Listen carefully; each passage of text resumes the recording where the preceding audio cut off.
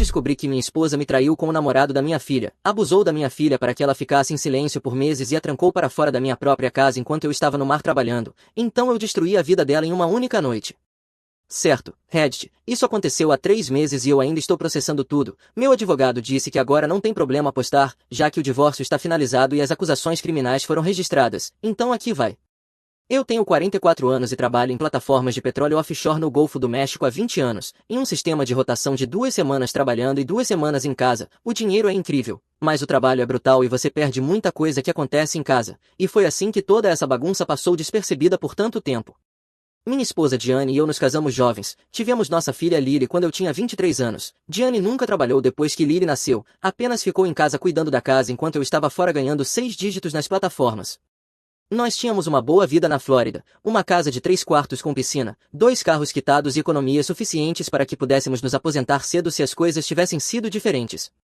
Lily completou 19 anos no último verão, uma garota inteligente, com bolsa integral em uma universidade estadual a cerca de 40 minutos da nossa casa, estudando engenharia porque, aparentemente, herdou minha habilidade de consertar coisas e fazer contas. Eu estava orgulhoso demais.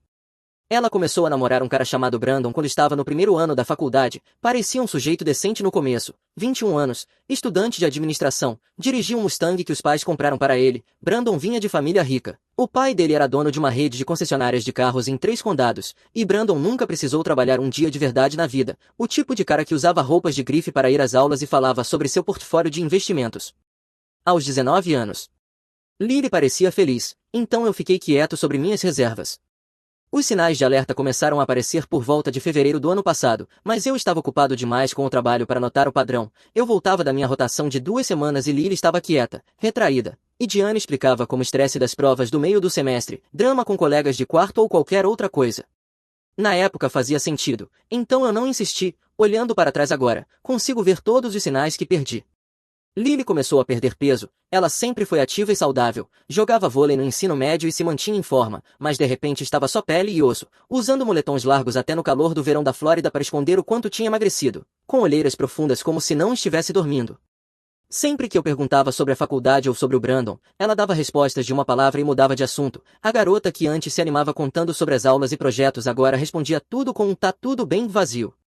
Quando eu perguntava sobre o Brandon, ela se encolhia levemente antes de forçar um sorriso e dizer que estava tudo bem. Deveria ter sido minha primeira grande pista de que algo estava muito errado.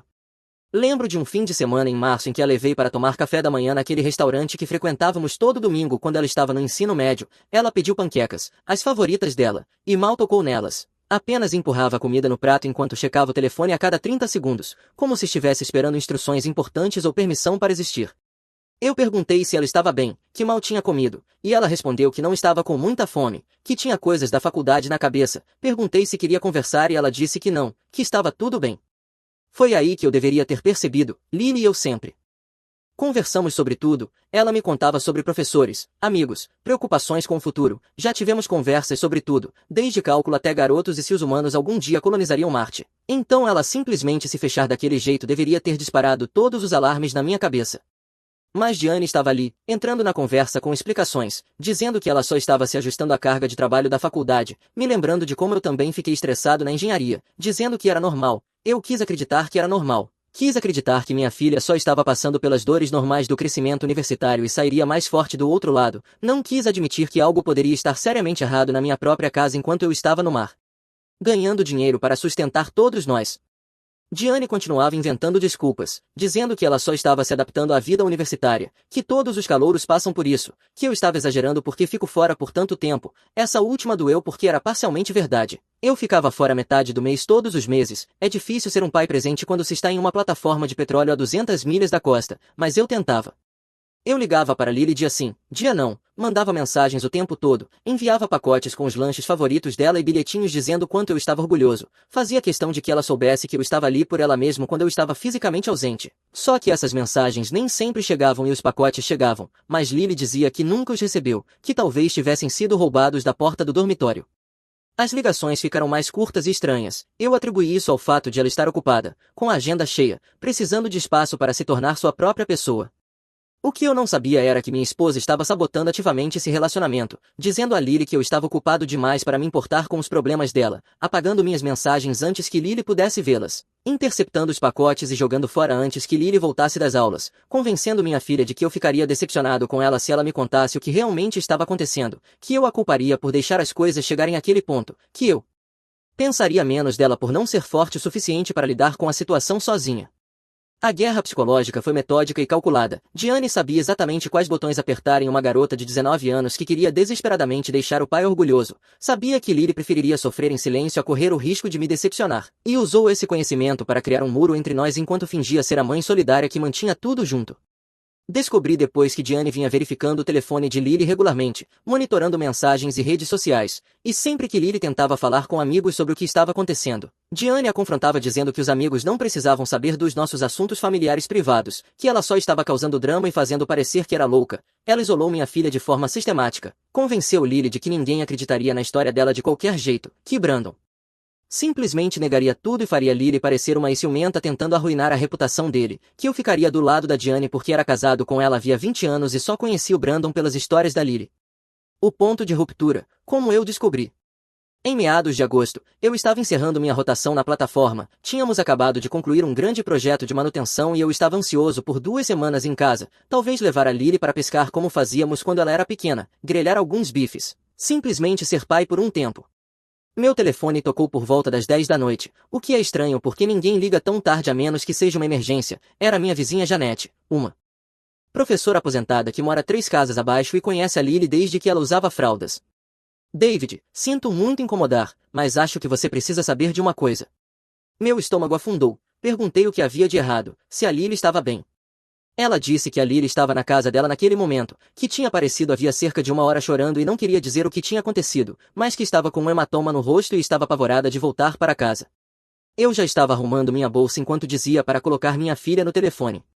Quando a Lily atendeu, ela estava soluçando tão forte que eu mal conseguia entendê-la, só repetia desculpa, desculpa, pai, sem parar, como se tivesse cometido algum crime imperdoável, em vez de ser a vítima de um abuso contínuo.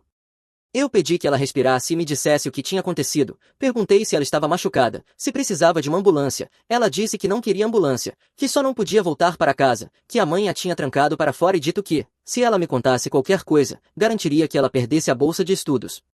Meu sangue virou gelo. Perguntei o que a mãe tinha feito.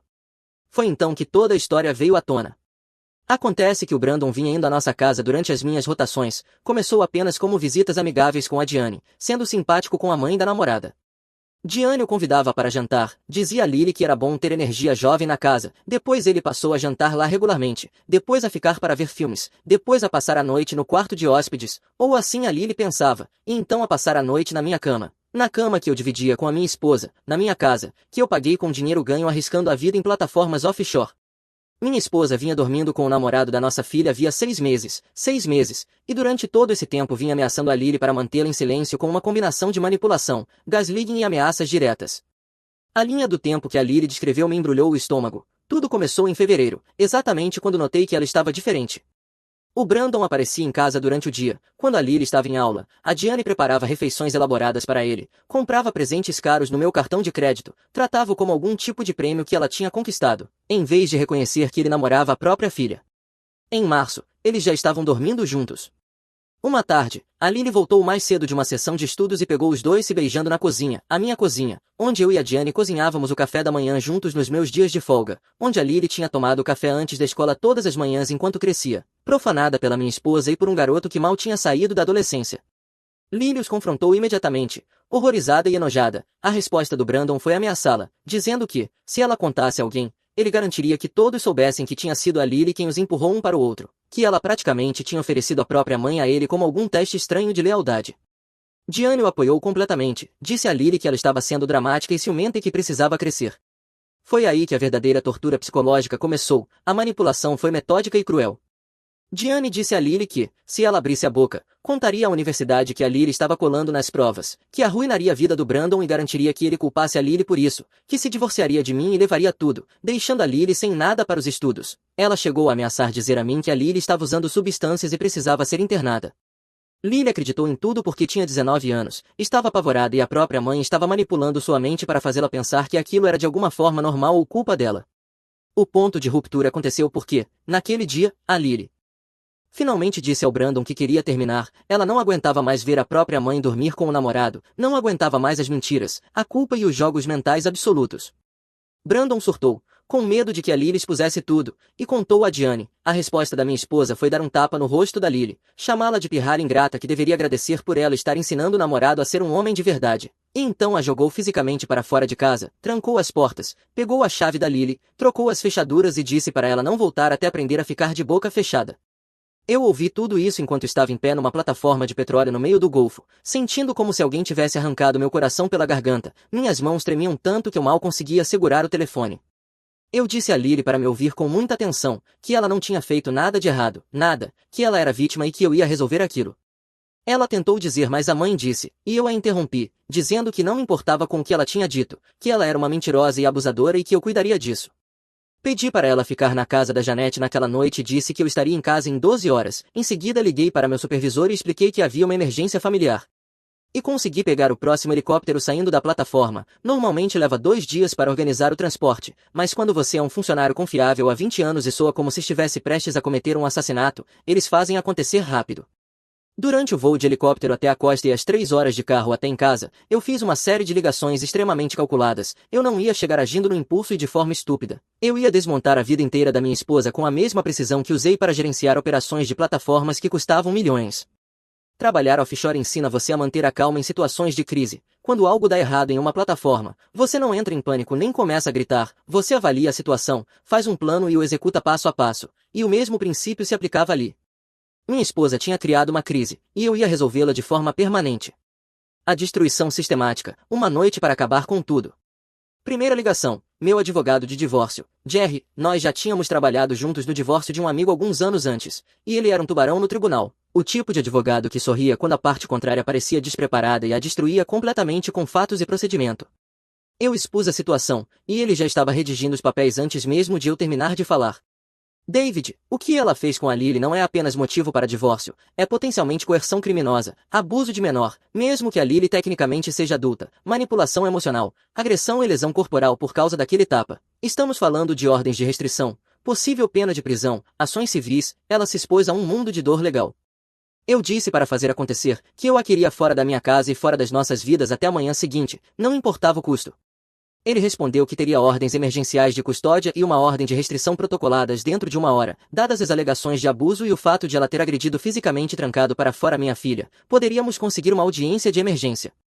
A juíza Martinez estava de plantão naquela noite e não brincava com casos de violência doméstica, teríamos ordens em vigor pela manhã. Jerry era uma máquina, eu conseguia ouvi-lo digitando enquanto falávamos, já redigindo petições e declarações juramentadas. Ele disse que precisaria do depoimento da Lily o mais rápido possível, fotos do hematoma, a linha do tempo dos acontecimentos, e que eu documentasse tudo, cada mensagem de texto, cada ligação, cada interação a partir daquele momento. Por que aquilo? Ficaria feio e ele queria munição. Segunda ligação, meu banco.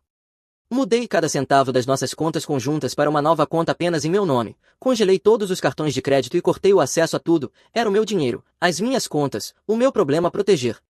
O gerente do banco, um cara chamado Harold, que eu conhecia havia 15 anos por causa de várias contas e empréstimos, nem questionou quando expliquei a situação, apenas disse considere feito e começou a processar a papelada imediatamente.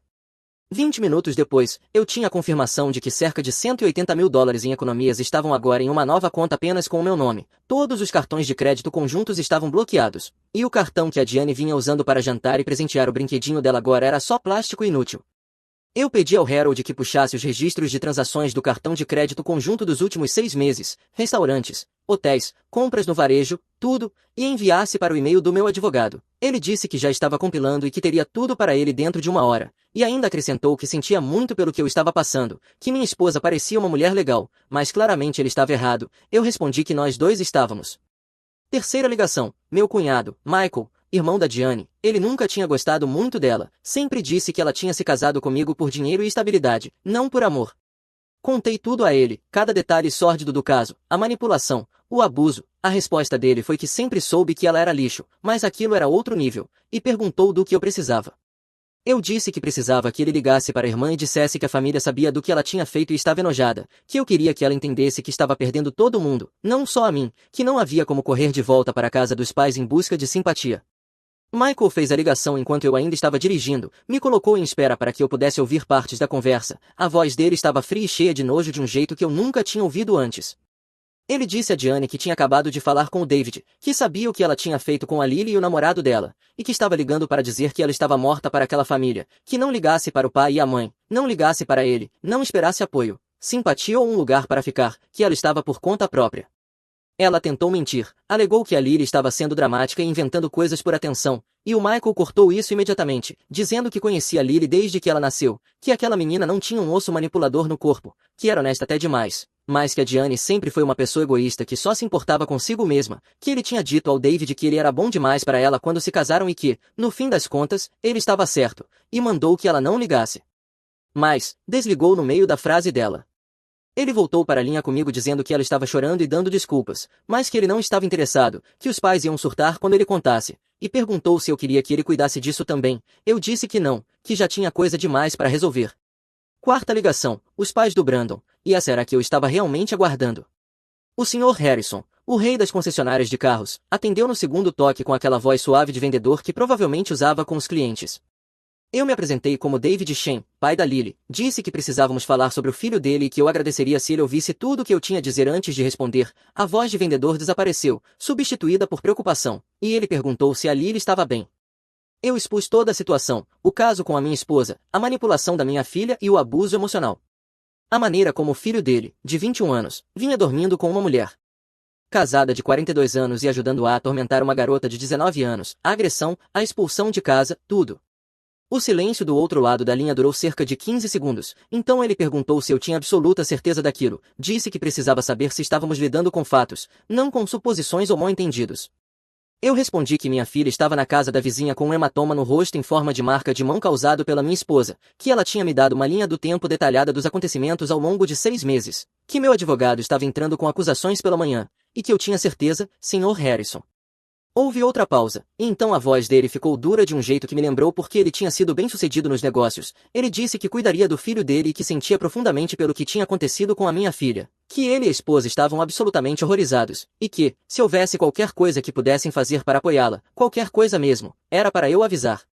Eu disse que tudo o que eu queria da família dele era que mantivessem o Brandon longe da Lily, que se ele chegasse perto dela de novo eu resolveria pessoalmente. Ele respondeu que estava entendido, que o filho não seria um problema e que eu tinha a palavra dele. Descobri depois, por meio de conhecidos em comum, o que aquela conversa custou ao Brandon. O Sr. Harrison ligou para o filho imediatamente depois que desligamos, mandou ele arrumar as coisas e sair da casa da família até a manhã seguinte, tomou de volta o Mustang, cortou os cartões de crédito e a mesada e bloqueou o acesso ao fundo fiduciário. O garoto passou de herdeiro mimado a praticamente sem teto com uma única ligação. Quando entrei na minha garagem às 2 da manhã, eu já tinha os papéis do divórcio prontos para serem entregues, uma ordem de restrição em andamento, todas as finanças protegidas e todo o sistema de apoio da minha esposa voltado contra ela. Agora vinha a parte divertida, a confrontação, calma, fria e calculada. Entrei na minha própria casa usando minha chave, atravessei a sala, passei pela cozinha onde Diane e eu costumávamos fazer café da manhã juntos nos meus dias de folga, e fui direto para o quarto. Cada passo parecia surreal. Como se eu estivesse andando pela casa de um estranho em vez do lar que eu vinha pagando desde antes de Lily nascer. Ela estava acordada, rolando o celular na cama, provavelmente trocando mensagens com o Brandon sobre como tinha lidado com a situação da Lily, planejando o próximo encontro deles na minha cama, a cama que eu tinha comprado com meu primeiro grande pagamento das plataformas, a cama onde tínhamos concebido nossa filha 20 anos atrás. Quando ela me viu parado na porta, o rosto dela passou por várias emoções em rápida sucessão, surpresa por eu estar em casa mais cedo, medo porque ela sabia que algo estava errado, e então se fixou em desafio, aquele olhar que ela tinha quando decidi enfrentar algo com descaramento em vez de assumir responsabilidade. Ela disse que eu estava em casa cedo, eu respondi que tinha ouvido dizer que minha filha tinha sido agredida e expulsa da própria casa e achei que deveria verificar isso. Ela se sentou, enrolando o lençol ao redor do corpo como se aquilo fosse protegê-la do que estava por vir, como se modéstia ainda importasse a essa altura. Ela disse que a Lily estava sendo dramática, que tinham tido um desentendimento e que ela saiu furiosa como adolescentes fazem, que eu sabia o quanto ela ficava emocional. Eu mandei ela parar de falar. Algo na minha voz fez com que ela realmente se calasse, e eu disse que ótimo, porque eu tinha terminado de ouvir mentiras, terminado de ouvir ela manipular e distorcer a realidade, terminado com tudo aquilo. Eu disse que sabia sobre o Brandon, sabia do caso, sabia das ameaças, da manipulação e dos meses de tortura psicológica pelos quais ela tinha feito nossa filha passar, sabia dos presentes que ela comprou para ele com o meu Dinheiro, dos quartos de hotel que ela reservou no meu cartão de crédito. Sabia que ela disse a Lily que eu não acreditaria nela se ela me contasse, que eu sabia de tudo, Diane. Eu observei a cor sumir do rosto dela em tempo real. As mãos começaram a tremer e ela apertou o lençol com mais força. Ela tentou dizer que podia explicar, e eu mandei ela parar de falar. Disse que ela não tinha direito de explicar, de distorcer aquilo, de dar desculpas ou de chorar para sair da situação. Eu disse exatamente o que ia acontecer. Às 8 da manhã ela seria notificada com os papéis do divórcio e uma ordem de restrição. Teria até o meio-dia para arrumar uma bolsa e sair daquela casa, que tudo ali tinha sido comprado com o meu dinheiro. Então ela levaria apenas as roupas e os itens pessoais e nada mais. Ela disse que eu não podia expulsá-la da própria casa, que ela tinha direitos. Eu respondi que não era a casa dela, era minha casa. Meu nome estava na escritura, meu dinheiro pagou por ela, minha hipoteca a mantinha. Que ela era uma dona de casa que não tinha contribuído financeiramente por 21 anos e tinha acabado de destruir tudo moralmente, e que ela não tinha direito algum ali. Ela começou a chorar daquele jeito falso, espremendo lágrimas para me manipular, o mesmo teatro que vinha usando havia anos sempre que queria algo ou era pega fazendo algo errado, e que costumava funcionar quando eu ainda achava que ela era um ser humano decente que realmente se importava com a família.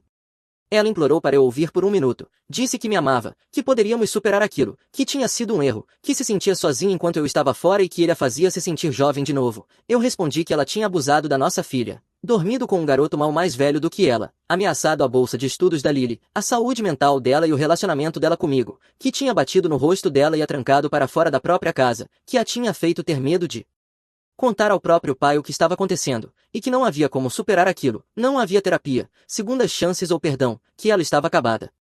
Eu tirei o celular do bolso e mostrei as fotos que a Janete tinha me enviado, imagens nítidas do hematoma no rosto da Lily, a marca de mão perfeitamente visível, com carimbo de data, hora e dados de localização incorporados ao arquivo, provas que se sustentariam no tribunal. Eu disse que a polícia receberia aquilo na manhã seguinte, junto com o depoimento completo da Lily sobre a agressão e o abuso emocional, e que meu advogado dizia que ela estava, no mínimo, sujeita a acusações de agressão, possivelmente coerção e contribuição para a delinquência de um menor, dependendo de como o promotor encarasse a situação. Eu vi o rosto dela desmoronar quando a realidade se impôs, as lágrimas se tornaram reais, um choro feio, quando todo o peso das ações dela a atingiu. Ela perguntou se eu ia mandá-la ser presa, implorou dizendo que era minha esposa, eu respondi que ela tinha sido minha esposa, no passado. E sim, vou deixar que o sistema legal decida o que vai acontecer com você, mas sim, você vai enfrentar consequências pelo que fez, consequências reais, não apenas divórcio ou constrangimento social, consequências criminais de verdade. David, por favor, estou implorando, eu faço qualquer coisa, vou para a terapia, vou pedir desculpas a Lily, vou terminar tudo com o Brandon, vou ser a esposa que você merece. Você vai arrumar suas coisas e sair até o meio-dia, é isso que você vai fazer, e se não sair, o xerife vai removê-la, a escolha é sua. Ela tentou implorar por mais 10 minutos, chorando, suplicando, fazendo promessas que não tinha nenhuma intenção de cumprir, ofereceu assinar um acordo pós-nupcial me dando tudo se eu apenas lhe desse outra chance, disse que arrumaria um emprego e contribuiria financeiramente, disse que passaria o resto da vida compensando a mim e a Lily. Eu apenas fiquei ali parado observando, sem sentir nada. A mulher que eu tinha amado por 21 anos tinha desaparecido, substituída por essa estranha que torturou nossa filha por meses enquanto gastava meu dinheiro para sustentar o brinquedinho dela. Por fim, ela tentou outro ângulo, as lágrimas cessaram e a raiva tomou conta. E o dinheiro? Eu preciso de um lugar para morar, preciso de um carro, preciso. Você vai receber o que o acordo de divórcio disser que você tem direito, o que não será muito, considerando que adultério e abuso são fatores na lei de divórcio da Flórida. Mas isso é um problema para o seu advogado resolver. Falando nisso, você provavelmente deveria arrumar um, e alguém barato, porque seus cartões de crédito estão todos bloqueados desde 2 horas atrás. Os olhos dela se arregalaram. Você bloqueou os cartões? Como eu vou pagar qualquer coisa? Não é meu problema. Você deveria ter pensado nisso antes de destruir nossa família. Consequências, Diane. Bem-vinda a elas. Isso é insano. Você está sendo cruel e vingativo. E eu estou sendo protetor com a minha filha e decisivo ao remover ameaças da vida dela. Quer ver o que é crueldade? Continue falando, continue tentando se fazer de vítima aqui e veja como isso funciona para você no tribunal quando o juiz vir as fotos do que você fez com a Lily. Aquilo a calou, ela ficou sentada na cama, nossa cama, chorando e provavelmente percebendo pela primeira vez que as ações dela tinham consequências permanentes, que ela não podia mais encantar ou mentir para sair da situação. Eu a deixei ali chorando na cama que ela tinha compartilhado com o namorado da nossa filha e fui ver a Lily. O depois, reconstruindo o que ela quebrou.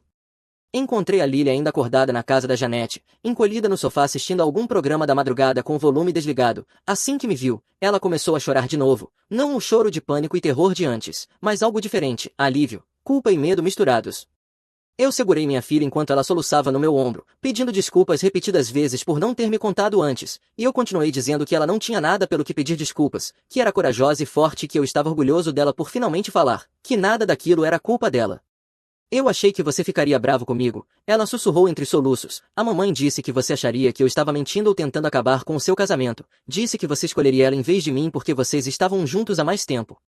Minha menina, você nunca poderia acabar com o meu casamento. Sua mãe fez isso sozinha. E eu sempre vou acreditar em você. Sempre. Não existe nada que você possa me contar que me faria parar de te amar ou parar de te proteger. Nada. Conversamos até o sol nascer. Ela me contou tudo. Cada detalhe doloroso que eu precisava ouvir para entender a extensão completa do que a Diane tinha feito. Como começou com o Brandon sendo apenas amigável com a Diane. Como a Diane começou a comprar presentes caros para ele, levá-lo a jantares bons no meu cartão de crédito, tratá-lo como o filho que nunca teve em vez do namorado da própria filha, até que, numa noite em que a Lily estava em um grupo de estudos, ela voltou mais cedo e os encontrou juntos na sala, não apenas conversando, mas se beijando como adolescentes. Lily tentou terminar com o Brandon imediatamente, mas ele ameaçou dizendo que contaria para mim que tudo tinha sido ideia da Lily, que ela tinha pedido para ele passar tempo com a mãe para que a Diane não se sentisse sozinha. Diane o apoiou sem hesitar. O gaslighting começou pequeno, dizendo que o pai trabalhava duro demais e que não queriam estressá-lo com drama. Depois escalou para seu pai nunca acreditaria em você em vez de mim. Eu estou com ele há 20 anos e você é só uma criança fazendo acusações. Até finalmente virar seu pai te odiaria se soubesse o que você deixou acontecer. Ele acharia que você foi fraca por não impedir. Minha filha passou meses achando que de alguma forma tinha causado ou permitido aquilo, achando que era culpa dela por ter apresentado Brandon à mãe, achando que ela era o problema por não conseguir impedir um caso entre dois adultos que a manipulavam ativamente. Eu comecei a pular refeições porque me sentia enjoado o tempo todo, ela me disse. Toda vez que eu sentava para comer eu pensava neles juntos e perdia o apetite. A mamãe fazia esses jantares elaborados para o Brandon e eu tinha que fingir que tudo estava normal ou ela ficava com raiva. A perda de peso, as olheiras, o isolamento, todos sintomas de abuso psicológico contínuo que eu tinha deixado passar porque estava no mar trabalhando para sustentar uma família que estava desmoronando sem que eu soubesse. Eu quase te contei tantas vezes, ela disse. Eu começava a escrever uma mensagem e apagava, ligava para o seu número e desligava antes de chamar, porque toda vez que eu chegava perto, a mamãe dizia algo sobre o quanto você ficaria decepcionado, o quanto você trabalha duro e como isso te destruiria. Ela fazia parecer que te contar machucaria você mais do que guardar o segredo. Aquilo me deixou fisicamente enjoado de ouvir, mas eu escutei cada palavra, porque ela precisava dizer e eu precisava entender toda a extensão do dano que minha esposa tinha causado. Às 8 da manhã, voltamos para minha casa. Diane ainda estava lá, com os olhos vermelhos e em pânico, claramente sem ter dormido a noite inteira, provavelmente tentando descobrir como sair daquela situação, como distorcer a narrativa, como se fazer de vítima. Ela começou a tentar pedir desculpas a Lily assim que ela entrou pela porta, dizendo: meu amor, sinto muito, nunca quis te machucar, eu estava confusa e fiz escolhas terríveis. Eu me coloquei entre elas e disse para não falar com a Lily, que a ordem de restrição seria entregue em cerca de 20 minutos e que depois disso ela não poderia ficar a menos de 500 pés de mim ou da Lily, então que dissesse o que quisesse às paredes, porque nós tínhamos terminado de ouvir. A oficial de entrega chegou exatamente no horário, uma mulher profissional de terno, que provavelmente já tinha visto todo tipo de drama doméstico imaginável. Eu observei as mãos da Diane tremerem enquanto ela lia os documentos: petição de divórcio, ordem de restrição, ordem emergencial de custódia me dando poder exclusivo de decisão sobre a Lily apesar de ela ser adulta, devido à situação de abuso, ordem de congelamento de bens, o pacote completo. Isso é insano, ela repetia enquanto virava as páginas. Você não pode fazer isso, isso não é justo, eu tenho direitos. O que não é justo é o que você fez com a nossa filha. O que não é justo é que você não vai enfrentar nem metade das consequências que merece. Agora arrume suas coisas, o relógio está correndo. Ela tentou inolar, fazendo cena, mexendo no armário devagar, sentando na cama chorando, fazendo ligações para pessoas que não atendiam. Às 11h45 eu liguei para o número não emergencial da polícia e expliquei a situação. Às 12h01, 2 agentes apareceram para escoltá-la para fora da propriedade quando ela ainda não tinha saído. Ver ela ser retirada com 2 sacos de lixo cheios de roupas foi o momento mais satisfatório da minha vida. Ela continuava gritando que eu me arrependeria, que estava cometendo um grande erro, que a Lily estava me manipulando e mentindo sobre tudo. E os agentes tiveram que guiá-la fisicamente até o carro enquanto ela gritava. Um dos policiais, um homem mais velho chamado Patterson, com cara de quem já tinha visto tudo 2 vezes, olhou para mim e para Lily parados na varanda e apenas balançou a cabeça. Disse que em 23 anos de trabalho tinha visto muita coisa, mas aquilo estava no topo, e pediu para cuidarmos um do outro, porque ela não deixaria isso passar em silêncio. Ele estava certo. Diane tentou voltar 3 vezes naquela primeira semana, e em todas foi impedida pela Ordem de restrição. Na terceira vez, os policiais tiveram que avisá-la de que ela seria presa se voltasse, e isso finalmente entrou na cabeça dela. As consequências legais, ver tudo pegar fogo, o divórcio andou rápido, já que a Diane não conseguia pagar um advogado decente. Ela tentou se representar sozinha por cerca de 2 semanas antes de perceber que estava completamente fora da sua profundidade. Acabou conseguindo um advogado de nível baixíssimo que aceitou o caso pro bono porque, aparentemente, ela inventou alguma história triste sobre ser vítima de abuso financeiro, o que durou até o meu advogado apresentar os extratos bancários mostrando centenas de jantares cobrados no meu cartão de crédito em restaurantes caros, quartos de hotel pagos com o meu dinheiro. E uma cobrança de $3.000 em uma loja de roupas masculinas que a Diane jurava não saber de nada, até que intimamos o Instagram do Brandon e o encontramos usando um terno de grife em várias fotos, com as etiquetas ainda presas, agradecendo a sua pessoa especial pelo presente antecipado de aniversário. O advogado dela abandonou o caso, disse que ela tinha mentido sobre fatos relevantes e que não podia representá-la eticamente. Ela voltou a se representar sozinha e foi um massacre. A Flórida é um estado de divórcio sem culpa formal, mas o adultério ainda pesa na pensão alimentícia e na divisão de bens, e o meu advogado a enterrou. Ela saiu basicamente sem nada, sem pensão porque cometeu adultério, divisão mínima de bens porque o casamento tinha menos de 25 anos e ela não tinha contribuído com renda alguma, nenhum direito à minha aposentadoria por causa das alegações de abuso, a casa, os carros, as economias, as contas de investimento, tudo ficou comigo. Ela ficou com as roupas, as joias e cerca de $30.000 do acordo, só isso. 21 anos de casamento e ela saiu com menos de 1 ano do meu salário. Mas a verdadeira justiça veio das acusações criminais. O Ministério Público recebeu o depoimento da Lily e as fotos do hematoma e entrou com acusações de agressão, um caso bastante direto de violência doméstica. Diane se declarou culpada para evitar prisão. Recebeu 2 anos de liberdade condicional e aulas obrigatórias de controle da raiva. Agora ela tem ficha criminal, boa sorte para conseguir emprego com isso pairando sobre a cabeça. O Brandon não enfrentou acusações criminais porque tecnicamente era adulto e o relacionamento com a Diane foi consensual, mesmo sendo nojento e moralmente falido, mas o Tribunal da Opinião Pública o destruiu de qualquer forma. Todo o grupo de amigos cortou contato, ele foi expulso da fraternidade de negócios por conduta imprópria. O reitor o chamou para uma audiência disciplinar com base nos relatórios policiais e ele acabou se retirando da universidade por conta própria para não enfrentar expulsão. A última coisa que eu vi é que ele estava trabalhando no turno da madrugada repondo prateleiras em um depósito e morando em um estúdio em uma área ruim da cidade. Os pais dele não falam mais com ele. O Sr. Harrison chegou a me ligar alguns meses depois de tudo para pedir desculpas novamente e me informar que o Brandon foi completamente cortado do fundo fiduciário da família. Disse que o filho fez a própria cama e agora teria que dormir nela. As consequências sociais foram ainda melhores. Cidade pequena, a notícia se espalha rápido. Diane não conseguia ir a lugar nenhum sem as pessoas encararem, cochicharem e julgarem. Ela tentou ir ao supermercado e as pessoas literalmente viravam os carrinhos para evitá-la. Tentou conseguir emprego e foi rejeitada em todos os lugares da cidade porque, de alguma forma, todo empregador sabia o que ela tinha feito. Acabou se mudando 2 condados para longe para morar com algum primo. Ouvi dizer que está trabalhando no caixa de um posto de gasolina ganhando salário mínimo. O karma é uma coisa linda, Diane. Ela violou a ordem de restrição 2 vezes no primeiro mês, na segunda violação. Passou 3 dias na cadeia do condado, o que foi suficiente para fazê-la entender que eu não estava blefando. Tentou entrar em contato por meio de amigos em comum, mandou cartas para o endereço do meu trabalho, até apareceu uma vez no campus da Lily. A segurança do campus a escoltou para fora e registrou um relatório, e o agente de condicional dela não ficou nada impressionado. Pelo que ouvi por último, ela está trabalhando em um posto de gasolina a 90 milhas de distância, morando em um apartamento de um quarto em cima de uma pizzaria. O primo a expulsou depois de 2 meses porque Diane não parava de tentar pegar dinheiro emprestado. Ela tentou postar nas redes sociais que era vítima de abuso financeiro, e o irmão dela, Michael, acabou com isso comentando que ela dormiu com o namorado da própria filha e a agrediu, e que parasse de mentir. A postagem foi apagada em menos de 1 hora, mas todo mundo viu. O Brandon está ainda pior, trabalhando em turnos noturnos em um depósito, morando em um estúdio com 2 colegas de quarto, teve que vender as coisas de grife para pagar o aluguel, tentou pedir desculpas a Lily por meio de um amigo em comum e ela disse ao amigo que, se ele tentasse contato de novo, entraria com pedido de ordem de restrição.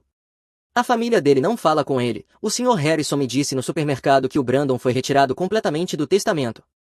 Ações têm consequências, disse ele. Sinto muito que meu filho tenha aprendido isso machucando sua família.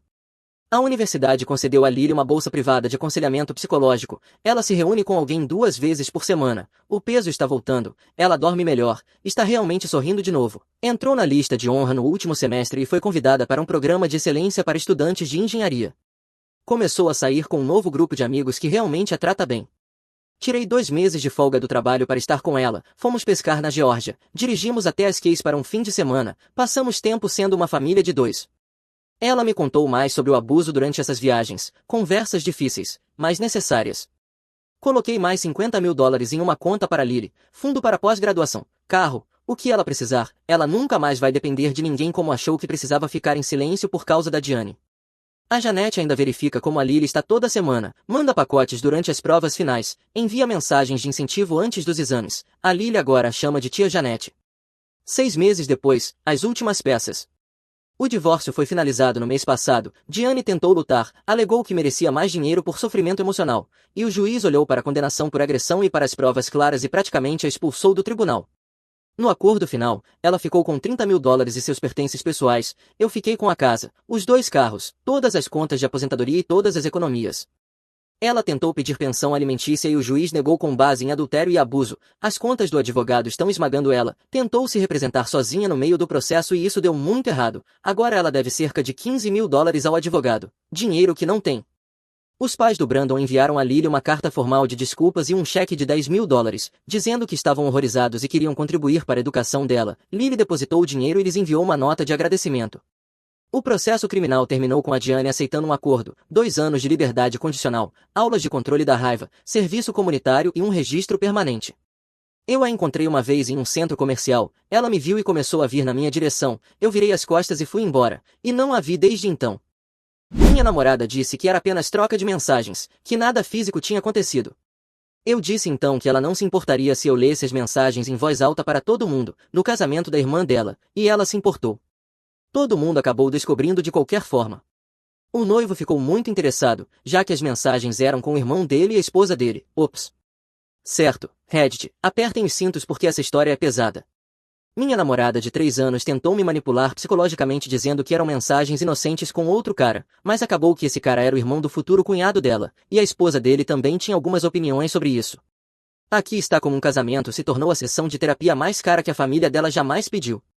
Eu sou o Nate, homem, 29 anos, e trabalho como supervisor de manutenção de frota para uma empresa regional de transporte rodoviário aqui na Carolina do Norte. Basicamente, eu gerencio uma equipe que mantém cerca de 40 caminhões funcionando sem problemas. Não é um trabalho glamouroso, mas paga bem, tenho ótimos benefícios e realmente gosto de resolver problemas. Existe algo satisfatório em diagnosticar o que está errado com uma máquina e consertá-la, queria que as pessoas fossem tão diretas assim. Meus dias começam cedo, geralmente na oficina às 6 da manhã, revisando ordens de serviço e priorizando quais caminhões precisam de atenção imediata. Tenho 6 mecânicos sob minha supervisão, todos caras competentes que sabem o que fazem, e mantemos uma operação bem enxuta. Tempo de frota parada custa dinheiro, então não brincamos com atrasos. Meu chefe sempre diz que eu administro o cronograma de manutenção mais rigoroso que ele já viu. Essa atenção aos detalhes também se reflete na minha vida pessoal, o que pode ser uma qualidade ou um defeito, dependendo de quem pergunta. Moro na mesma cidade desde que me formei na faculdade comunitária com minha certificação de mecânico diesel. Tenho uma casa decente que comprei há 3 anos, nada luxuosa, mas é minha, com 2 quartos, uma garagem que virou minha oficina pessoal e um quintal onde meu cachorro Rex gosta de correr atrás de esquilos que ele nunca vai alcançar. Ele é um Golden Retriever com mais entusiasmo do que coordenação, e é exatamente por isso que eu o amo. A casa era uma execução hipotecária que precisava de reformas, o que foi exatamente o motivo de eu conseguir comprá-la. Passei meu primeiro ano lá substituindo os pisos, atualizando a parte elétrica e transformando a garagem anexa em um espaço de trabalho de verdade, com iluminação adequada e armazenamento de ferramentas. Há algo profundamente satisfatório em construir patrimônio com as próprias mãos, cada melhoria que fiz parecia um investimento no meu futuro, uma base para o que viesse depois. Conheci minha namorada Briana na festa de aniversário de um amigo, cerca de 3 anos e meio atrás. Ela trabalhava como assistente administrativa em um consultório odontológico, tinha uma risada contagiante e parecia genuinamente interessada no que eu fazia para viver. A maioria das mulheres com quem saía antes dela ficava com o olhar vazio quando eu falava sobre especificações de torque e diagnósticos de motor, mas Briana fazia perguntas, ou pelo menos fingia fazer. Naquela primeira noite ficamos na festa conversando por 3 horas seguidas. Ela me contou sobre crescer com pais divorciados, sobre querer voltar a estudar algum dia, sobre seus sonhos de talvez ter o próprio negócio no futuro. Eu falei do meu trabalho, dos projetos de reforma da casa, do meu cachorro. Trocamos números e tivemos nosso primeiro encontro no fim de semana seguinte. Os primeiros tempos foram bons, muito bons. Ela aparecia às vezes na minha oficina com o almoço, impressionada com o caos organizado de manter uma frota funcionando. Eu a levava para bons jantares e realmente planejava as coisas com antecedência, em vez de improvisar como eu fazia em relacionamentos anteriores. Ela parecia apreciar que eu fosse estável, responsável, o tipo de cara que lembrava aniversários e aparecia quando dizia que iria aparecer. Olhando para trás, percebo que ela estava mais interessada na estabilidade que eu representava do que em mim como pessoa, mas quando você está no meio da situação, não vê isso claramente. Você vê o que quer ver e ignora os sinais de alerta porque o relacionamento parece confortável. A família da Brianna era complicada. Os pais dela se divorciaram quando ela tinha 12 anos, e ela cresceu indo e vindo entre duas casas que não se suportavam. A mãe dela, Linda, se casou novamente com um homem chamado Frank, que era razoável, e o pai dela, Roger, permaneceu solteiro, mas amargo com tudo. Brianna tinha uma irmã mais velha chamada Megan, que basicamente era filha adorada, tirava notas melhores, tinha um emprego melhor, era melhor em tudo, segundo os pais. Megan estava se casando com um cara chamado Colton, um corretor imobiliário bem-sucedido que vinha de uma família grande. Colton tinha 3 irmãos e 2 irmãs, todos indo muito bem na vida. O irmão dele, Jalen, foi com quem eu acabaria tendo problemas, mas estou me adiantando. Nosso relacionamento foi bom nos primeiros 2 anos, realmente bom. Fomos morar juntos depois de 18 meses, dividíamos tudo meio a meio, e eu achava que estávamos construindo algo sólido. Ela ia às festas de fim de ano da minha empresa, eu aguentava os jantares de família dela, e conversávamos sobre o futuro como se ele realmente fosse acontecer. As primeiras rachaduras apareceram por volta da época em que Megan ficou noiva de Colton. De repente, Brianna passou a passar muito mais tempo com a irmã, ajudando a planejar o casamento, participando de festas de noivado e chás de noiva.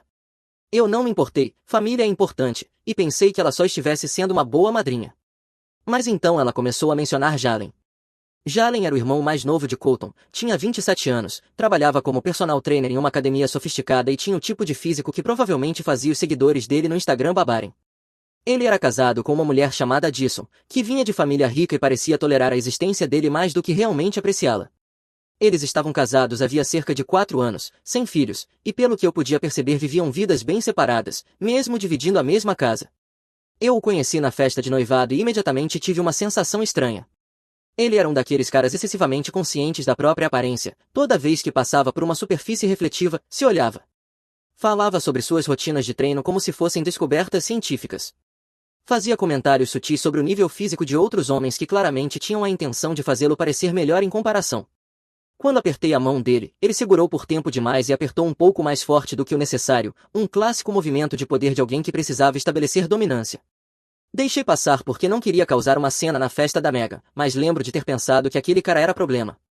No começo, as menções eram coisas inocentes. O Jalen acha que o local deveria ter mais estacionamento. O Jalen sugeriu esse DJ para a recepção. O Jalen foi muito prestativo quando estávamos escolhendo os centros de mesa. Eu não fazia ideia do motivo pelo qual o irmão do noivo estava tão envolvido na escolha dos centros de mesa, mas tanto faz. Então as mensagens começaram. Eu percebi isso cerca de 6 meses antes do casamento. Brianna ficava no telefone o tempo todo, sorrindo para as mensagens, digitando respostas com o aparelho inclinado para longe de mim. Quando eu perguntava com quem ela estava falando, ela dizia só a Megan ou coisas do casamento, sem nem levantar os olhos.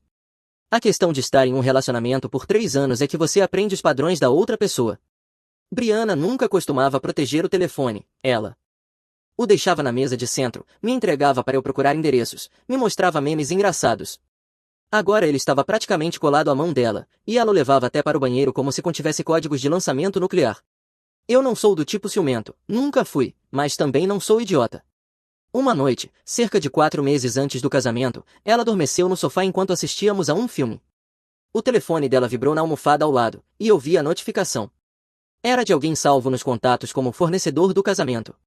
A prévia dizia: não consigo parar de pensar em você, amanhã não chega rápido o suficiente. Fornecedores de casamento não mandam mensagens assim, a menos que a indústria de planejamento de casamentos tenha se tornado muito mais pessoal do que eu imaginava. Eu não a acordei, não a confrontei, apenas guardei aquela informação e comecei a prestar mais atenção. Nas semanas seguintes, notei mais coisas. Ela desaparecia por horas aos sábados para tarefas do casamento, mas voltava sem sacolas de compras. Começou a ir à academia com mais frequência, especificamente a academia onde Jalen trabalhava. Ficava defensiva quando eu fazia perguntas simples sobre o dia dela. O golpe final veio quando ouvi parte de uma conversa telefônica. Eu tinha voltado mais cedo do trabalho porque tivemos que fechar para reparos emergenciais em um dos elevadores. Ela não me ouviu entrar, estava no quarto com a porta entreaberta. eu sei, ela dizia, mas precisamos ter cuidado até depois do casamento. A Megan enlouqueceria se descobrisse. E a Jason, sim, exatamente. Só mais alguns meses, e depois podemos resolver as coisas. Fiquei parado no corredor por um minuto inteiro, processando o que tinha acabado de ouvir. Depois caminhei silenciosamente de volta até a porta da frente, abri com força e gritei que tinha chegado. Quando cheguei ao quarto, ela já tinha desligado e estava agindo completamente normal. Foi aí que eu soube que precisava de provas, não por vingança, ainda não, mas porque eu sabia que, quando a confrontasse, ela mentiria, tentaria me manipular, me faria sentir louco por suspeitar de qualquer coisa. Eu precisava de evidências. Deixo claro que não contratei ninguém para investigar, não hackeei o telefone dela nem instalei software de rastreamento. Eu apenas comecei a observar e documentar o que via, datas e horários em que ela dizia estar em um lugar, mas as histórias não batiam, capturas de tela do Instagram público dela curtindo fotos do Jalen sem camisa na academia, anotações sobre inconsistências nas explicações. Então ela ficou descuidada. Cerca de 2 meses antes do casamento, ela deixou o tablet conectado à conta do iCloud dela, o tablet que compartilhávamos para assistir filmes, o tablet que agora tinha todas as mensagens sincronizadas.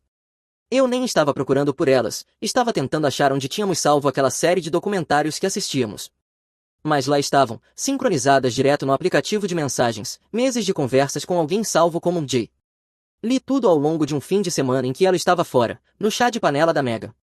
A conversa começou de forma inocente, discutindo logística do casamento, fazendo piadas sobre os irmãos, mas escalou rápido. No segundo mês, eles já flertavam abertamente. No terceiro mês, compartilhavam coisas que me reviravam o estômago, falando sobre como se conectavam de maneiras que seus parceiros não entendiam, fazendo planos para se encontrar em horários que coincidiam convenientemente com as sessões de academia da Brianna, usando linguagem codificada tão óbvia que chegava a ser insultante. Houve uma mensagem do Jalen que realmente me atingiu. A Addison nem percebe quando eu não estou por perto, ela está ocupada demais com conselhos de caridade e clubes de brunch. Você realmente me vê? E a resposta da Brianna, o Nate é igual, ele está tão focado nos caminhões e na rotina que é como estar com um móvel que paga metade das contas. Um móvel que paga metade das contas. Era isso que eu era para ela. Eu fiz captura de tela de tudo, salvei em um pendrive, fiz cópias de segurança, não porque estivesse planejando uma vingança elaborada, mas porque ainda estava processando a traição e sabia que precisaria das provas quando a manipulação começasse. As capturas de tela encheram 3 pastas no meu computador, organizadas por data e categorizadas por tipo de conteúdo. Parte de mim se sentia mal fazendo aquilo, como se estivesse invadindo a privacidade dela, mesmo ela tendo violado todo o nosso relacionamento. Mas a parte racional do meu cérebro, a mesma que manteve 40 caminhões funcionando perfeitamente por anos, sabia que documentação é proteção. Pessoas mentem, evidências não. Passei um fim de semana inteiro lendo aquelas mensagens desde o início, observando a progressão. Era como assistir a um acidente de carro em câmera lenta, as trocas amigáveis iniciais, o primeiro comentário flertando que cruzou a linha, o momento em que começaram a usar códigos e apagar certas mensagens que sabiam ser incriminatórias demais. Cada etapa estava documentada, e cada etapa me fazia sentir ainda mais idiota por não ter percebido antes. O confronto aconteceu 3 semanas antes do casamento. Esperei até estarmos ambos em casa em um domingo à noite, sem distrações, sem desculpas para sair. Rex dormia na cama dele no canto, completamente alheio ao fato de que a vida do humano dele estava prestes a virar um caos. Coloquei meu telefone na mesa de centro, abri uma das capturas de tela e virei a tela para ela. Quer explicar isso? O rosto dela passou por cerca de 6 emoções diferentes em 3 segundos, choque, depois medo, depois raiva, e então aquela calma calculada que pessoas manipuladoras assumem quando estão definindo a estratégia. Você estava mexendo nas minhas mensagens? Ela tentou soar indignada. As mensagens sincronizaram com o tablet que a gente compartilha, mas esse não é o ponto, e você sabe disso, Nate. Não é o que você está pensando. É exatamente o que eu estou pensando. Eu li tudo, todas as mensagens, meses delas. Ela começou a chorar, daquele jeito performático, em que as lágrimas escorrem, mas os olhos continuam calculistas. Foram só mensagens, nunca aconteceu nada físico, eu juro por Deus que nada físico aconteceu. Então você está dizendo que eu não deveria ficar chateado porque você só me traiu emocionalmente por meses, porque você só estava planejando se encontrar com ele pelas minhas costas, porque você só me chamou de um móvel que paga metade das contas. Ela estremeceu com essa frase. Imagino que tenha esquecido dessa joia em especial. Jalen e eu temos uma conexão, ela disse, tendo a audácia de tentar defender aquilo. Nós nos entendemos, mas eu nunca agi, nunca cruzei essa linha. A linha foi cruzada na primeira vez que você escondeu uma conversa de mim. A linha foi cruzada quando você começou a mentir sobre para onde estava indo. A linha foi cruzada quando você decidiu que nosso relacionamento não merecia nem a honestidade básica. Você está exagerando. Estamos colocando isso às claras agora e podemos resolver. Eu vou parar de falar com ele, acabou. Podemos seguir em frente. Eu ri de verdade. Você acha que eu vou confiar em você depois disso? Você acha que pode simplesmente dizer "Pops, foi mal e a gente volta a brincar de casinha?" Foi aí que ela ficou desesperada. Nate, por favor. O casamento é daqui a 3 semanas. Eu sou a madrinha de honra. Se a gente terminar agora, vai arruinar tudo para Megan. A gente pode pelo menos esperar até depois do casamento para resolver isso. Ah, aí estava, a verdadeira preocupação. Não o nosso relacionamento, não a confiança que ela tinha destruído, mas como o término afetaria o casamento da irmã dela, como pareceria, o quanto a incomodaria. Então deixa eu ver se entendi direito, eu disse lentamente. Você quer que eu finja que está tudo bem, te acompanhe ao casamento da sua irmã, sorria para as fotos e haja como se você não estivesse tendo um caso com o irmão do noivo há meses, e depois do casamento a gente resolve as coisas. Esse é o plano? Quando você fala assim, sou horrível. Sou horrível porque é horrível, Brianna. Ela estava soluçando de verdade agora, do jeito real, por favor, eu imploro. A Megan está planejando esse casamento há 2 anos. Se isso vier à tona, vai destruir tudo. E a Addison não sabe. Ninguém sabe. A gente pode lidar com nós dois em particular depois do casamento, mas por favor não explode isso. Eu fiquei sentado ali por um longo momento, observando ela chorar e não sentindo absolutamente nada. É aí que você sabe que acabou de verdade, quando consegue ver alguém que achava que amava desmoronar e só sente vazio. É isso que vai acontecer, eu disse finalmente. Eu vou dormir no quarto de hóspedes esta noite. Eu vou ao casamento porque já confirmei presença e não vou desperdiçar os $200 que gastei em um terno novo, mas depois disso acabou. E eu não vou mentir por você. Se alguém perguntar por que eu pareço estranho, não vou fingir que está tudo bem. O que isso quer dizer? Você vai contar para as pessoas. Eu não vou oferecer informações, mas também não vou mentir. Se alguém me fizer uma pergunta direta, você criou essa bagunça, você que descubra como lidar com isso. Ela tentou discutir, tentou negociar, tentou as lágrimas de novo, nada funcionou. Eu levei minhas coisas para o quarto de hóspedes e comecei a procurar apartamentos. Rex parecia confuso sobre por que eu estava dormindo em outro quarto, mas se adaptou rápido, cães são bons nisso. As 3 semanas seguintes foram extremamente constrangedoras. Existíamos na mesma casa como estranhos, trocando apenas comunicações necessárias sobre contas e logística. Ela se jogou nos preparativos do casamento com ainda mais intensidade, provavelmente tentando se distrair da implosão do próprio relacionamento. Eu passei meu tempo colocando minhas coisas em ordem, encontrei um bom apartamento de um quarto a cerca de 20 minutos do trabalho, comecei a arrumar minhas coisas discretamente, garanti que meu nome fosse retirado do contrato que compartilhávamos, já que estava no nome dela mesmo. Corte limpo, drama mínimo, esse era o plano. Então o dia do casamento chegou. A manhã começou cedo, com a Brianna correndo pela casa se preparando para as obrigações da cerimônia. Trocamos talvez 10 palavras no total, todas logísticas. Ela saiu para o local para ajudar a Megan a se preparar, e eu levei meu tempo me arrumando, brincando com o Rex no quintal, tentando me preparar mentalmente para o que seria um dia extremamente desconfortável. Eu considerei não ir, ficar em casa, mandar desculpas, evitar toda a situação, mas algo teimoso em mim se recusou a dar a ela essa saída fácil. Ela tinha me pedido para fingir, para agir como se estivesse tudo bem pelo bem da irmã dela. Eu não faria isso, mas também não iria me esconder. Eu apareceria, seria civilizado, e deixaria que o que tivesse de acontecer acontecesse. A cerimônia foi em um clube campestre elegante fora da cidade, com cadeiras brancas dispostas em um gramado bem cuidado e um arco coberto de flores que provavelmente custou mais do que meu orçamento mensal de manutenção de caminhões. Todo mundo estava vestido para impressionar. E tenho que admitir que a Megan parecia genuinamente feliz enquanto caminhava pelo corredor em direção ao Colton. Os votos foram lindos, todas aquelas promessas habituais sobre amor e compromisso, sobre permanecerem juntos nos bons e maus momentos. Eu me peguei sentindo uma felicidade sincera por eles, mesmo sabendo da hipocrisia que acontecia a poucos metros dali. Megan merecia um bom casamento, e eu só esperava que o Colton fosse realmente o homem que ela acreditava que ele era. Eu estava sentado com a família estendida da Brianna, já que tecnicamente ainda éramos um casal. Aos olhos de todos ali.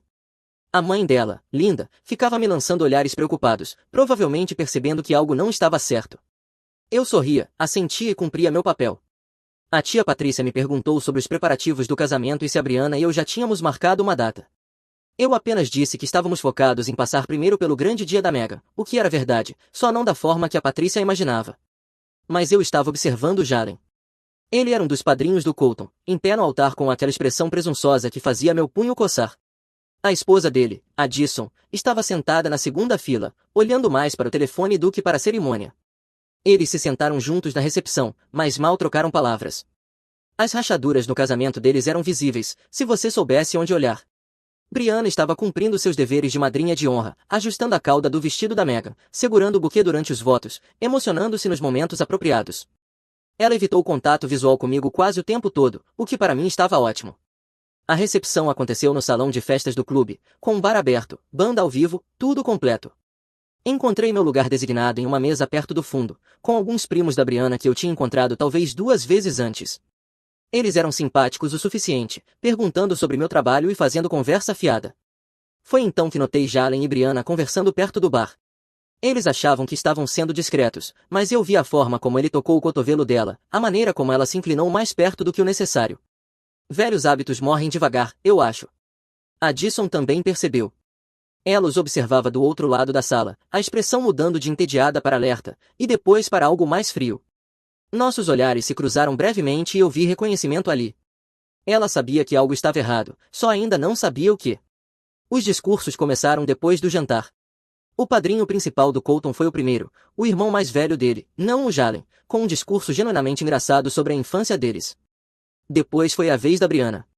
Ela se levantou cheia de postura e elegância e fez um discurso bonito sobre irmandade, amor e encontrar a sua pessoa. Eu a observei atuar, admirado com a facilidade com que as mentiras saíam, com a forma como ela conseguia falar de amor e compromisso enquanto mantinha um caso com um homem casado pelas costas de todo mundo. Quando terminou, todos aplaudiram. Ela voltou para a mesa principal, passando pelo Jalen no caminho. As mãos dele se tocaram por apenas um segundo. Os olhos da Addison acompanharam o movimento como os de um falcão avistando a presa. Depois dos discursos, as pessoas começaram a se misturar, a pista de dança foi aberta e a banda tocou algo lento. Eu me afastei da mesa e fui até o bar pegar um refrigerante. Foi ali que a Addison me encontrou. Você é o namorado da Brianna, né? Ela perguntou, se aproximando de mim. De perto, ela era objetivamente bonita, daquele jeito de alta manutenção, maquiagem perfeita, vestido caro, diamantes nas orelhas, mas os olhos estavam cansados. Sou eu. Nate. Addison, esposa do Jalen, ela disse, com uma ênfase especial na palavra esposa que me disse tudo o que eu precisava saber sobre o estado de espírito dela. Prazer. Ela deu um gole na bebida, algo transparente com limão. Eu estive observando você observar os dois a noite toda. Você sabe que tem algo acontecendo, não sabe? Eu poderia ter fingido ignorância, dado de ombros e mudado de assunto, mas eu estava cansado demais de fingir. Sei, eu disse em voz baixa. O maxilar dela se contraiu. Há quanto tempo? Descobri há cerca de 3 semanas, mas pelas mensagens que vi, isso vem acontecendo há meses. Mensagens? Não foi uma pergunta. Mensagens, muitas delas. Eu tenho capturas de tela. Ela ficou em silêncio por um longo momento, encarando o copo como se ele contivesse as respostas para tudo. Quando? Levantou o olhar de novo, os olhos estavam marejados, mas a voz firme. Eu suspeitava das noites longas na academia, do telefone sempre no bolso, mas não tinha provas. Posso te mostrar, se você quiser. Mostra. Encontramos um canto tranquilo perto do guarda-volumes, e eu abri as capturas de tela no meu telefone. Mostrei os destaques, as mensagens flertando, os planos para se encontrar, as reclamações sobre os respectivos parceiros. Ela leu tudo em silêncio, a expressão ficando cada vez mais dura a cada deslizar de tela. Quando chegou a uma em que o Jalen falava sobre como se sentia invisível com ela, como a Brianna o fazia se sentir vivo, algo no rosto dela simplesmente se fechou. Eu dei 7 anos da minha vida àquele homem, ela disse em voz baixa, 7 anos apoiando a carreira dele, administrando nossa casa, aguentando o caos da família dele, e é isso que eu recebo. Sinto muito. Eu sei que este não é o jeito que você queria passar o casamento do seu cunhado. Ela soltou uma risada amarga. Sabe qual é a pior parte? Eu nem estou surpresa. Estou só cansada. Cansada de fingir que está tudo bem, cansada de ser a boa esposa enquanto ele faz o que quer. Então, o que você quer fazer? Ela olhou para mim com uma expressão que eu não consegui decifrar. O que você quer fazer? Eu vinha pensando nessa pergunta havia 3 semanas. Parte de mim queria simplesmente ir embora de forma limpa, sem drama, sem confronto, apenas uma saída silenciosa. Mas outra parte de mim, a parte que tinha sido chamada de móvel por alguém que eu achava que me amava, queria algo mais, para ser honesto. Eu quero que eles enfrentem consequências, não violência nem nada maluco, eu só quero que as pessoas os vejam pelo que eles realmente são. Estou cansado de proteger mentirosos. Addison assentiu lentamente. Depois dos discursos formais, há um microfone aberto para qualquer pessoa que queira dizer algo ao casal, é tradição da família do Colton. Eu entendi imediatamente onde ela queria chegar. Você quer dizer alguma coisa? Eu quero que você diga alguma coisa. Você é o de fora aqui, tem menos a perder do que eu, e você tem as provas. Era uma péssima ideia, do tipo que parece satisfatória no momento, mas leva a um desastre enorme depois, do tipo que em algumas versões dessa história me faria parecer o vilão. Mas eu pensei na Brianna me pedindo para fingir que estava tudo bem, no Jalen tocando o braço dela como se tivesse todo o direito, em ter sido chamado de um móvel que paga metade das contas. Eu não vou ler as mensagens em voz alta, eu disse por fim, isso seria nuclear demais, mas tenho outra ideia. Passamos os 20 minutos seguintes acertando os detalhes. Addison foi surpreendentemente estratégica, provavelmente por anos navegando a política da alta sociedade. Quando a parte do microfone aberto da recepção começou, nós já tínhamos um plano. A avó do Colton foi a primeira, uma senhora doce, de voz trêmula, que falou sobre o quanto estava orgulhosa do neto. Depois, uma amiga da faculdade da Megan contou uma história engraçada do primeiro ano delas. Mais duas pessoas subiram com votos genéricos de felicidades. Então eu me levantei. Os olhos da Brianna se arregalaram quando ela me viu indo em direção ao microfone. Eu podia vê-la calculando se deveria me impedir, mas ela estava presa à mesa principal, com todo mundo olhando. Oi, pessoal. Para quem não me conhece, eu sou o Nate, estou aqui como acompanhante da Brianna. Eu sorri educadamente, como se fosse fazer um brinde normal. Eu queria dizer algumas palavras sobre amor e compromisso. A sala ficou em silêncio, atenta. Brianna parecia prestes a vomitar. Quando Megan e Colton começaram a namorar, eu me lembro da Brianna me dizendo quanto estava animada. Ela dizia que nunca tinha visto a irmã tão feliz, tão certa de um futuro com alguém. Esse tipo de certeza é raro, é algo que precisa ser protegido. Eu fiz uma pausa, mantendo contato visual com o Jalen por apenas um segundo. A expressão presunçosa dele começava a rachar. Mas aqui está a coisa sobre confiança, uma vez quebrada, é quase impossível de consertar. Cada mentira, cada mensagem escondida, cada encontro secreto se acumula, e eventualmente a verdade vem à tona. Sempre vem. A sala já estava desconfortável, as pessoas começavam a se olhar, percebendo que aquilo não era um brinde normal. Então, Megan e Colton, protejam o que vocês têm. Sejam honestos um com o outro, mesmo quando for difícil, e fiquem atentos às pessoas ao redor, porque nem todos têm os melhores interesses de vocês em mente. Eu levantei meu copo para o casal feliz. Que o casamento de vocês seja construído sobre a honestidade e a transparência que algumas pessoas nesta sala parecem ter esquecido. Dei um gole e voltei para o meu lugar. Os aplausos foram dispersos e confusos. Brianna estava pálida como um fantasma. Jalen me encarava com algo entre medo e ódio. Mas o verdadeiro espetáculo ainda estava por começar. Addison se levantou em seguida e caminhou até o microfone com a postura de alguém que já tinha participado de 1000 eventos da alta sociedade, o sorriso perfeitamente calculado. Eu também gostaria de dizer algumas palavras. Para quem não me conhece, eu sou Addison, casada com o Jalen, um dos irmãos do Colton. Ela fez uma pausa, olhando ao redor da sala com uma expressão quase serena. O casamento é interessante, não é?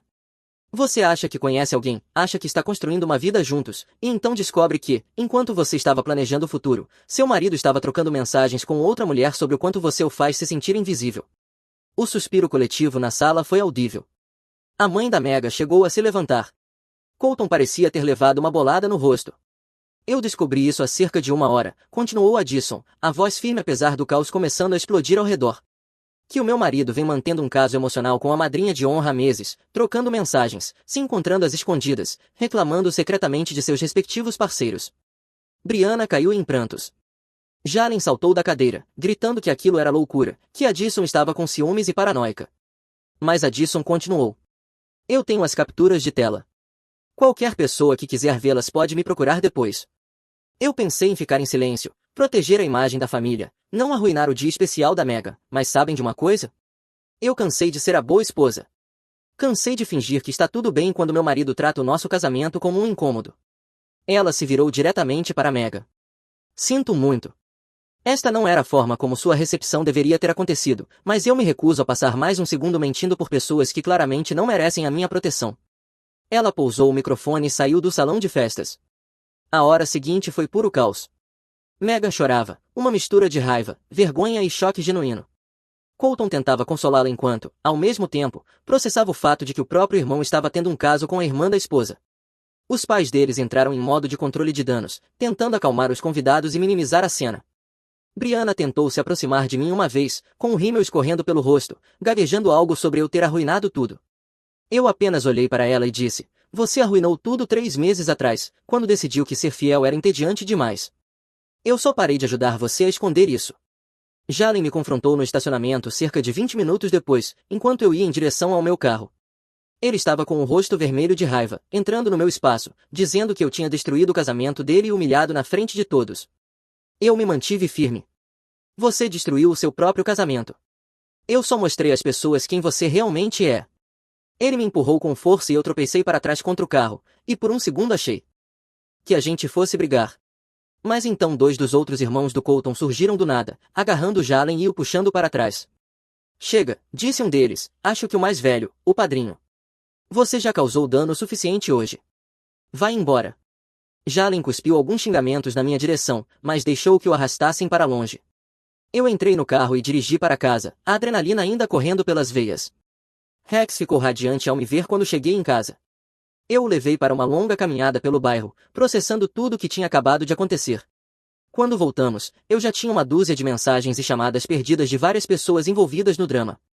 Brianna chegou em casa por volta da meia-noite, ainda usando o vestido de madrinha de honra, parecendo que tinha chorado por horas.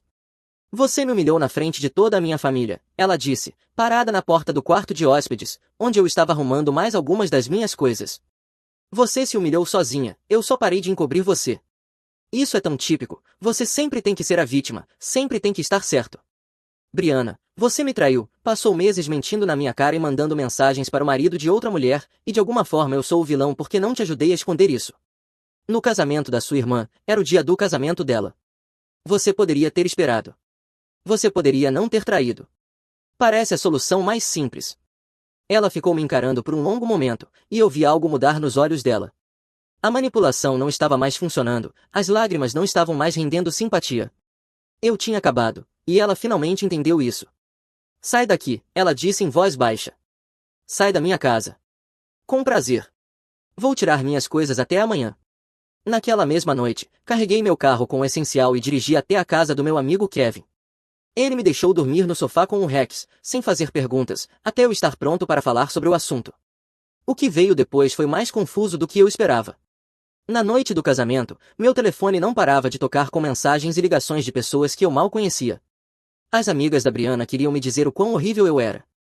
Alguns parentes do Colton, na verdade, me agradeceram por expor o Jalen.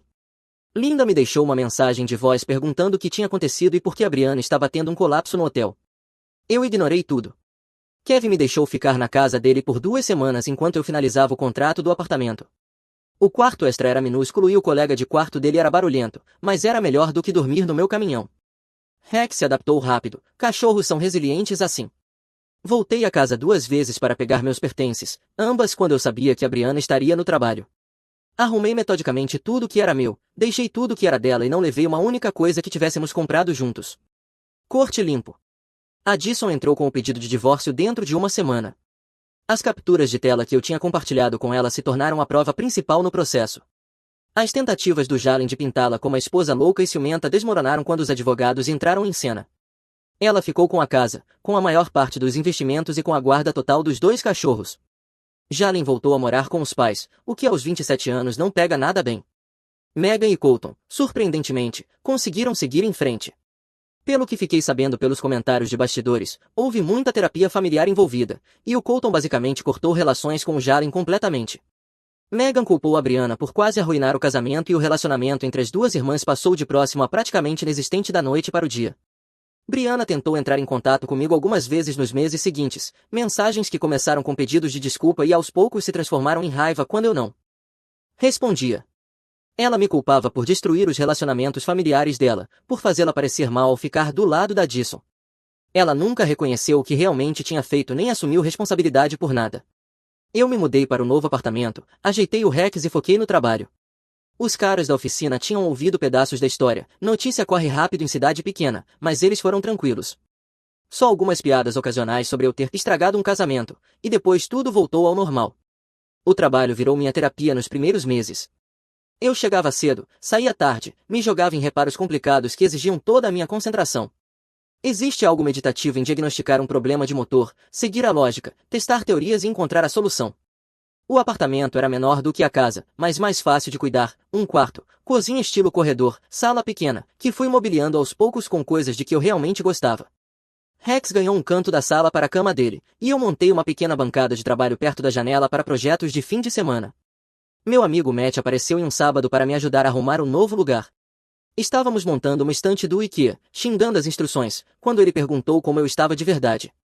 Sinceramente, melhor do que eu esperava. Eu lhe entreguei uma chave de fenda. Acho que eu já estava infeliz havia um tempo sem admitir isso para mim mesmo. Ela nunca me enxergou de verdade, sabe? Eu era só conveniente, alguém para dividir as contas enquanto ela esperava algo melhor. Um móvel que paga metade das contas, disse Matt, balançando a cabeça. Isso é cruel, cara. Mas foi honesto, pelo menos. Provavelmente a coisa mais honesta que ela me disse em 3 anos. Kevin apareceu mais tarde com pizza, e passamos a noite assistindo futebol e não falando sobre sentimentos. Às vezes é exatamente disso que você precisa. A Addison entrou em contato comigo cerca de 2 meses depois do casamento. Ela queria me agradecer por ter compartilhado aquelas capturas de tela e por tê-la apoiado quando confrontou todo mundo. O divórcio estava andando bem. Jalen tentou lutar no começo, mas recuou quando percebeu o tamanho do monte de provas contra ele. Nós nos encontramos para tomar um café em um lugar no meio do caminho entre nossas cidades. Foi um pouco estranho no início, já que só tínhamos conversado de verdade aquela vez no casamento, antes de tudo explodir, mas ela era surpreendentemente fácil de conversar. Eu deveria ter confiado no meu instinto antes, ela disse durante a conversa. Eu sabia que algo estava errado havia anos, mas ficava me convencendo de que era paranoia. Obrigada por me dar provas. Você foi quem fez a parte mais difícil, ela disse. Se levantar na frente de todo mundo daquele jeito exigiu coragem. Ela riu de leve. Eu já fui a tantos eventos em que todo mundo só sorri e finge que está tudo perfeito. Eu tinha parado de fingir, mesmo que isso me transformasse na vilã de uma recepção de casamento. Ela me contou sobre o processo de divórcio, sobre as tentativas patéticas do Jalen de alegar que ela estava inventando tudo, sobre como a própria família dele acabou ficando do lado dela quando viu as provas. A pior parte não foi a traição, ela admitiu. Foi a manipulação psicológica, ser chamada de louca, paranoica, insegura por anos. É disso que eu mais tenho raiva. Eu entendi exatamente o que ela queria dizer. Mantivemos contato depois disso, nada romântico, apenas 2 pessoas que entendiam o que a outra tinha passado. Ela começou a sair com alguém cerca de 6 meses depois, um cara que conheceu através de um conselho de caridade. Quanto a mim, eu me joguei em projetos, comecei a restaurar uma moto antiga que tinha encontrado em uma venda de espólio, uma Honda CB750 de 1982 que precisava de tudo, carburadores novos, freios novos, revisão elétrica completa. Passei meus fins de semana na garagem com o rádio ligado e o Rex dormindo no canto. Também entrei em uma liga de softball com alguns caras do trabalho. Nós éramos péssimos, mas era divertido.